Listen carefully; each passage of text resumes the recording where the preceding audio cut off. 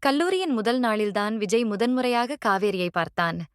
அமைதியான குணம் கொண்ட காவேரி எப்போதும் தனக்கான உலகத்தில் வாழ்ந்தாள். ஆனால் அவளது சிரிப்பு மட்டும் விஜயின் மனதில் ஒரு தனி இடத்தை பிடித்துவிட்டது. நாட்கள் செல்லச் செல்ல அவர்கள் நல்ல நண்பர்களாக மாறினர்.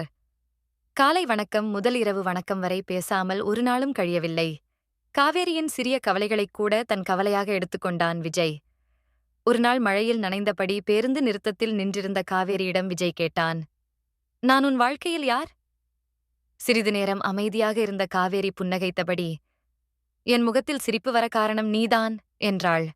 அந்த வார்த்தை விஜயின் வாழ்க்கையின் அழகான தருணமாக மாறியது. இருவரின் காதல் நாளுக்கு நாள் ஆழமானது. ஆனால் வாழ்க்கை எப்போதும் காதலர்களின் ஆசைப்படி நகராது. காவேரியின் குடும்பத்தில் சில பிரச்சனைகள் ஏற்பட்டதால் அவள் குடும்பத்துடன் வேறு ஊருக்கு செல்ல வேண்டிய சூழ்நிலை வந்தது. பிரியும் நாளில் காவேரி கண்ணீருடன் சொன்னாள், "நான் உன்னை விட்டு தூரமாக போகலாம்.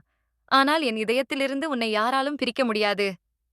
விஜய் அவளது கையை பிடித்தபடி, "நீ எங்கே இருந்தாலும் என் கடைசி மூச்சு வரை உன்னை காதலித்துக் கொண்டே இருப்பேன்" என்றான்.